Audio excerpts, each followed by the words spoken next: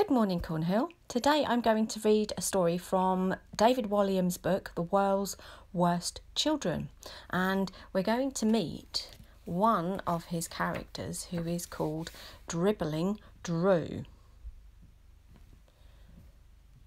Dribble of drool, pool of drool, damp shoes and socks from the pool of drool. Let's find out about him. Dribbling Drew. Once upon a time, there was a boy named Drew. Drew dribbled a lot. This wasn't just normal everyday dribbling, the odd globule of gloop running down your chin. Oh no, this was dribbling on an industrial scale. Here was a boy who could dribble litre upon litre of dribble a day. Now you may wonder why Dribbling Drew dribbled so much. Well, it was because he was an incredibly lazy individual. If he could, he would sleep 24 hours a day, 7 days a week, 365 days a year. And as Drew snoozed, he drooled. Zut plop, zut plop, went the drool as it landed on the floor. On school mornings, the boy would have to be dragged out of his bed by his feet. If he had his way, Drew would be wheeled to school every morning in his bed. And as soon as he arrived at school, he would go straight back to sleep. Zut plop, zut plop. Drew liked nothing more than having a nice long snooze during his lessons. He'd even been known to take a sleeping bag into school. That way he could doze through every single subject. PE was a hard one to sleep through, but Drew found a way. For example, during football matches, he would ask to be in goal and then climb up onto the net and have a nap. If any of the kids scored a goal, he would moan if they celebrated too loudly and woke him up. Because Drew slept through every lesson, he always found himself bottom of the class. When Drew snoozed in lessons, he would dribble all over his desk. Plop, plop, plop. The dribble would trickle down the floor where a large puddle of drool would collect. If the lesson was dreaded double history, the dribble would end up as something of a pool. No one knew quite what was in Drew's dribble. It was transparent like water, but thick and sticky like glue. One time his history teacher, Miss Pass, ran over to Drew's desk to shout at him for falling asleep in class again. The unfortunate lady slipped on the dribble, shot across the floor and flew straight out of the window. She was found upside down in a nearby hedgerow with her tweed skirt over her head and her big frilly knickers flapping in the wind. The day our story starts, there was the school trip to the Natural History Museum. This was a wondrous place full of all sorts of treasures, from moon rock to dinosaur skeletons. The museum even housed a life-size cast of a blue whale. As Drew's class pulled up outside the museum to the school coach, Mr. Nummings, the science teacher, handed out his dreaded worksheets.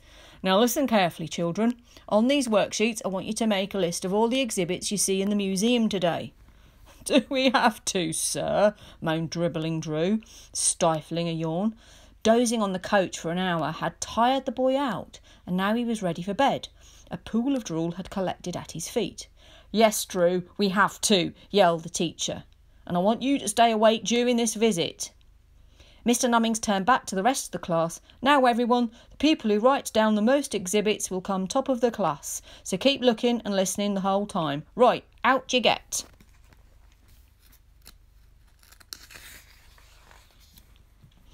As they walked in through the museum's giant wooden doors, all the children marvelled at the huge skeleton of a diplodocus, which took pride of place in the great hall. But Drew simply yawned. Then he broke away from his teacher and classmates and found a nice quiet place to nap. It was on top of a glass case housing a stuffed dodo, a bird that had become extinct centuries before. No one would disturb him up there. Drew climbed up using a stuffed giraffe as a ladder. He lay down and closed his eyes. Then the boy slept and slept and slept and dribbled and dribbled and dribbled. The boy could sleep absolutely anywhere, standing up during a rock concert, hanging upside down, or down upside, from a tree, even on a roller coaster, and as everyone around him screamed. This particular day, Drew slept for so long that he was still asleep when the Natural History Museum was locked up for the night, without anyone realising he was still there when all the lights were turned off. There he is. All night Drew slept, and as he slept, he dribbled. Zzz, plop, zzz, plop, zzz, plop. Drew dribbled and dribbled and dribbled. Then he dribbled some more. The spot of drool beneath him spread into a puddle. Soon it was a lake of spittle. By dawn, Drew's sea of dribble had filled the entire Natural History Museum.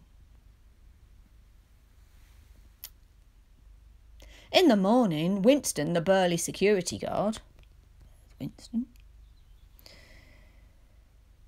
he arrived bright and early to unlock the doors and open the museum as he did every day. However, this was no ordinary day. The first thing Winston noticed was a transparent fluid oozing underneath the doors. That's very strange, he thought out loud. Maybe one of the daft old professors has left a tap running.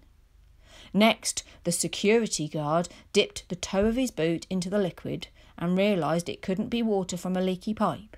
Whatever this was, it was thick and sticky. Worried that the museum might have been flooded, Winston flung open the giant wooden doors as fast as he could. Nothing could have prepared Winston for what happened next. Whoosh! A tidal wave of drool washed him clean off his feet, and he found himself travelling at speed down the street. Ah! The big man screamed like a baby. Closely behind the security guard floated some of the biggest exhibits from the museum: a stuffed polar bear, the life-size cast of the blue whale, even the diplodocus skeleton. They all bobbed along the streets of London on this rushing river of dribble. Atop the glass case that housed the dodo was Drew. There he is. In all the commotion, he had finally woken up from his long sleep. As he floated down the road, the flood of his own spittle destroyed everything in its path. Cars, lorries and even buses were swept off the ground and began bobbing along on the colossal ooze of drool. Drew leapt off the glass case onto the roof of a nearby building. From that safe place, he watched more of the exhibits from the museum pass by. Giant birds' eggs, a stuffed gorilla, a model of an elephant. The boy reached into his blazer pocket. He still had the worksheet his teacher, Mr. Nummings, had given him at the start of his school trip.